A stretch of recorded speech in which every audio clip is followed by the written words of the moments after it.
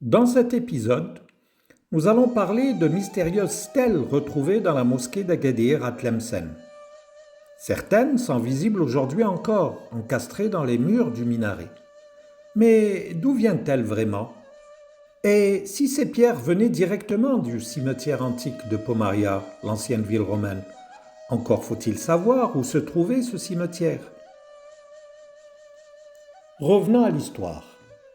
50 ans après la fondation de la République romaine, en 509 avant Jésus-Christ, le peuple romain exigea de ses dirigeants la mise par écrit des lois. Cela donna naissance à un ensemble de lois gravées sur 12 tables. Ces lois furent en vigueur jusque sous l'Empire romain, fondé en 27 avant Jésus-Christ, après la réconciliation romaine. Et ce, jusqu'à la chute de l'Empire en 476 après Jésus-Christ. Celle qui nous intéresse ici est la 10e table, celle qui concerne le droit sacré et qui stipule que les cimetières ou bûchers funéraires devaient être situés hors des murs de la ville. Alors pourquoi cette loi interdisait-elle l'enterrement ou la crémation à l'intérieur du périmètre sacré de la ville qu'on appelait le pomerium?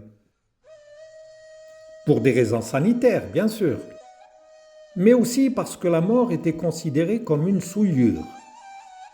Les proches du défunt devaient se purifier pour retrouver leur place dans la société. La maison du mort était fumigée au soufre, puis lavée à grande eau. Mais alors, où s'arrêtaient les murs de Pomaria et dans quelle direction était le cimetière?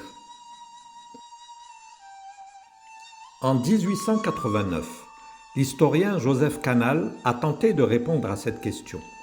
À la page 323 de son article, il mentionne que les remparts en pisé construits par les musulmans autour d'Agadir reposaient en maint endroit sur les anciennes murailles romaines faites de pierre.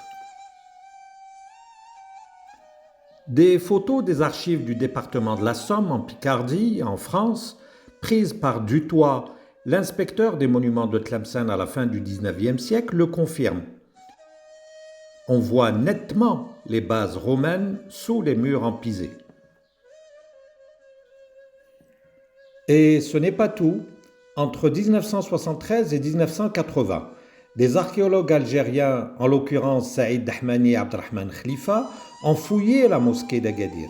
Ils ont dressé un plan complet de l'ancienne ville avec ses murailles et ses portes en s'inspirant du plan de Canal.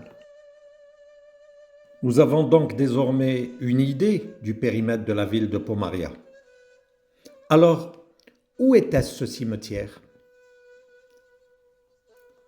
Canal dit dans le même article à la page 294, je cite, « Partout où l'on creuse dans le bois de Boulogne, on trouve des pierres avec des inscriptions latines. » Le bois de Boulogne se trouve au sud-est d'Agadir. C'est là qu'on trouve encore aujourd'hui les tombeaux de la sultane, de Sidi Yaqub Tefrisi et de Sidi Wahab el-Munabbih. D'autres stèles ont été mises au jour dans le sud-ouest lors du chantier de la gare ferroviaire. Et il ne faut pas oublier un élément clé. À cette époque, l'Oued Mtchkana traversait le bois de Boulogne. Tout porte à croire que le cimetière romain de Pomaria se trouvait sur les rives du Oued Mtchkana, là où la route rejoignait le Bed au sud et l'Oret vers l'est. C'est probablement de là que proviennent les stèles retrouvées dans la mosquée. C'est ici que se termine notre épisode d'aujourd'hui. Si vous avez des indices, des récits ou des souvenirs liés à ces lieux, partagez-les en commentaire.